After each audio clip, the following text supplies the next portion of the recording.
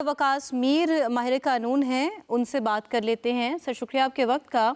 बतौर legal expert आप इस फैसले को किस तरह से एनालाइज करते हैं? क्रिमिनल ब्रीच ऑफ ट्रस्ट किया गया और आपको लगता है ये ट्रायल फेयर था और फैसला किस कदर ज़रूरी था और अहम है? देखिए, ट्रायल तो पाकिस्तान के जो आइन और कानून के तकाजे हैं उनके मुताबिक पूरा हक दिया गया है उनको कि वो अपना डिफेंस और दिफा पेश करें, अपने गवाहान पेश करें और जो रियासत का मुकदमा है उस पर जरा करें। अब उसके बाद अब ये फैसला आया है, तो इल्ज़ाम तो बहुत संगीन था कि एक हुकूमती अहदेदार जो इतना ताकतवर था और अवामी नुमाइंदा था, उसने अमानत में खयानत की। पाकिस्तान का कानून बहुत वाज़ेह है कि अगर बतौर रियासती नुमाइंदा आपको कोई तोहफा मिले तो आपको उसकी प्रॉपर वैल्यू लगवानी पड़ेगी, उसकी मार्केट के मुताबिक तशख़ीस करानी पड़ेगी और उसके बाद अगर आपको वो ख़रीदना है तो आपको एक मुख्तस करदा रकम अवामी ख़जाने में जमा करा के आप उसकी मालियत उसकी मलकियत अपने हक में कर सकते हैं। वो यहाँ पे नहीं किया गया। तकरीबन 3.5 करोड़ से ज़ायद रुपए का जो अवामी ख़जाने को है वो नुकसान पहुँचाया गया है। तो ये इल्ज़ाम तो बहुत संगीन था और उसके बाद अब ये फैसला आ गया है, जिसके बाद जिस तरह आपने और बाकी लोगों ने इस प्रोग्राम में फरमाया कि वो कानून उनको हक देता है कि वो उसके खिलाफ अपील करेंगे, मगर ये बहुत खुशाइन बात है कि जो ताकतवर लोग हैं उनका एहतसाब हो रहा है। और पाकिस्तान में जिस तरह एक आम शहरी से सवाल जवाब होता है, अगर वो 10,000 रुपए का टैक्स भी ना पे करे तो रियासत उससे सवाल पूछती है, तो जो ताकतवर लोग हैं उनसे भी इसी तरह सवाल होने चाहिए। वकास साहब, क्या आम शहरी का भी एतमाद बहाल होगा निज़ाम इंसाफ पर इस फैसले के बाद, जब पता होगा कि ताकतवर का भी वैसे ही एहतसाब होता है जैसे गरीब का होता है? देखिए, ये बात तो आपकी बिल्कुल बजा है। हम एक ऐसे मुल्क में रहते हैं जहाँ पे दहाइयों से लोग ये बात कर रहे हैं कि जब ताकतवर लोग कानून तोड़ते हैं तो या तो उनके मामले अदालतों में साल हा साल दहाइयों तक पड़े रहते हैं, या फैसले नहीं आते, या उनको बरी कर दिया जाता है और उसके बाद इंसाफ के निज़ाम में कोई शफाफियत नज़र नहीं आती। तो ये खुशहाल बात है कि जो मुकदमा चला उसके बाद एक तहरीरी मुफस्सिल फैसला आ गया है कानून के तकाज़ों के मुताबिक, और अगर किसी शख्स को इस पे एतराज़ तो वो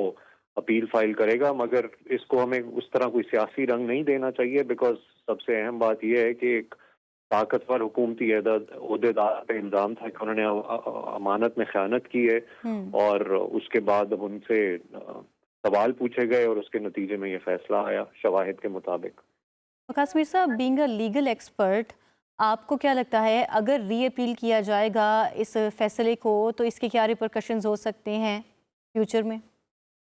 देखिए, रेपरकशंस तो उस तरह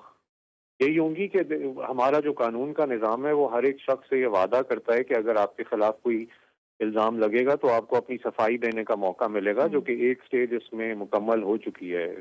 जिन लोगों पे इल्ज़ाम लगा था उन्होंने अपने शवाहिद दिए, जिरा की, और फैसला उनके खिलाफ आ गया है। अब वही कानून उनसे यह वादा करता है कि आप अपील कर सकते हैं, और फिर वही कानून रियासत को यह हक देता है कि वो अगली अदालत में पेश हो और इस फैसले का दिफा करे। तो मुझे यकीन है कि जो प्रोसिक्यूटर्स हैं और स्टेट काउंसिल हैं वो इस फैसले का दिफा करेंगे और उसके बाद अदालत अपना फैसला इशू करेगी। तो वही बात है कि जो सलूक एक आम शहरी के साथ होता है जी। पाकिस्तान की अदालतों में, अगर वही सलूक ताकतवर लोगों के साथ हो तो अवाम का एतमाद अ, उस वादे में बहाल रहेगा जो आइन ने हम पे किया है।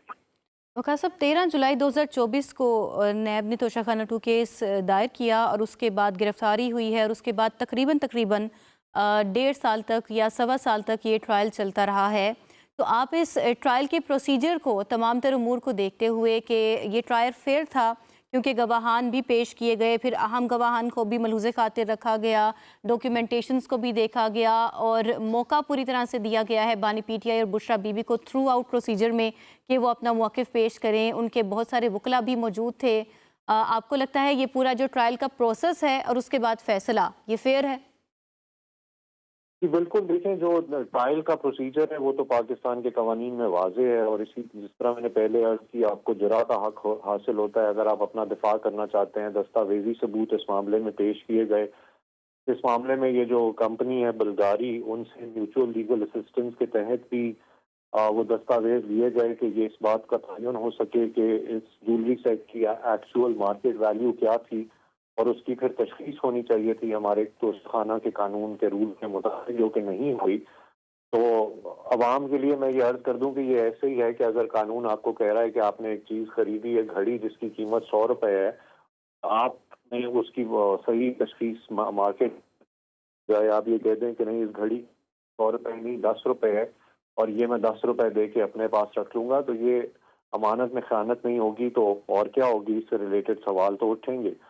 تو بنیادی طور پہ یہی ہے کہ بالکل ان لوگوں کے پاس یہ حق تھا کہ وہ اس کی تشخیص کرا کے اس کی ایک مختص شدہ قیمت ادا کر کے اس کی ملکیت اپنے پاس رکھ لیں، بٹ انہوں نے اس کو انڈر ویلیو کیا پروسیکیوشن کے کیس کے مطابق، اور عدالت نے آج اگری کیا ہے کہ اور جن لوگوں نے 3.5 انڈر کروڑ۔ ویلیو کیا اس میں پرائیویٹ اپریزر صہیب عباسی کا نام لیا جا رہا ہے، اور اس کے علاوہ بانی پی ٹی آئی کے اس وقت کے پرنسپل سیکرٹری تھے انعام اللہ شاہ، ان کا بھی نام دہرایا گیا ہے اور ان کو پیش بھی کیا گیا عدالت میں۔ کیا ان کے خلاف بھی اسی طرح کی کارروائی ہونی چاہیے اور سزا اتنی ہی ملنی چاہیے ان کو؟ دیکھیں، جو اس میں اپریزر تھے وہ تو وعدہ معاف گواہ بن گئے، انہوں نے یہ بتایا کہ حکومتی اثر و رسوخ جو حکومتی آفس تھا اس کا اثر و رسوخ ان پہ استعمال کیا گیا، اور اس وجہ سے یہ چیز انڈر ویلیو ہوئی، اور جو کسٹمز کا سٹاف تھا وہ ان کے سامنے یہ چیز کبھی پیش ہی نہیں ہوئی جس طرح قانون کے تقاضے تھے۔ تو اعانت یا معاونت جو بھی شخص کرے گا اس کے خلاف مقدمہ چل سکتا ہے، اور یہ جو ان کی اہلیہ ہیں ان پہ تو معاملہ شروع ہی اس وجہ سے ہوا تھا کہ انہوں نے ان کے ساتھ ملی بھگت کے ساتھ یہ کارروائی کی تھی۔ تو جو پروسیکیوشن کا کیس تھا وہ ہمارے سامنے تھا، اور وہ اب اس کو پروو کرنے میں کامیاب رہے ہیں اور اس پہ عدالت کا فیصلہ آ گیا ہے۔ وقاص صاحب، کہا جاتا ہے کہ عوامی نمائندہ جب بن کر آتا ہے، کوئی بھی وزیر اعظم بن کر آتا ہے، اقتدار میں آتا ہے، تو اقتدار تو خدا کی امانت ہے، اس میں خیانت کی اجازت نہیں ہوتی ہے۔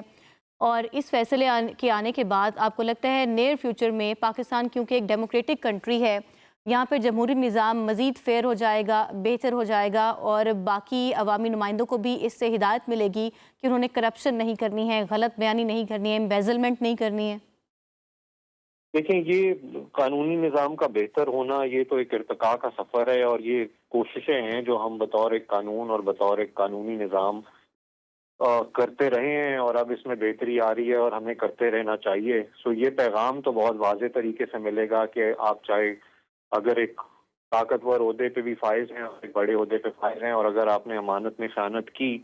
تو آپ کو جواب دینا پڑے گا۔ سو پاکستان کا عام شہری جس کو یہ تکلیف ہوتی ہے کہ اگر میں 10,000 روپے ٹیکس کم دوں تو مجھ سے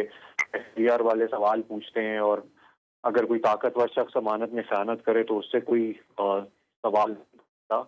تو اس طرح کی چیزوں میں بہت بہتری آئے گی کہ ہے اس فیصلے کا کہ ایک طاقتور شخص اگر عوام سے جھوٹ بولے گا یا امانت میں خیانت کرے گا تو اس کی پوچھ گچھ ضرور ہوگی، اس کو دفاع کا پورا حق دیا جائے گا جو کہ پاکستان کے ہر شہری کو ملنا چاہیے۔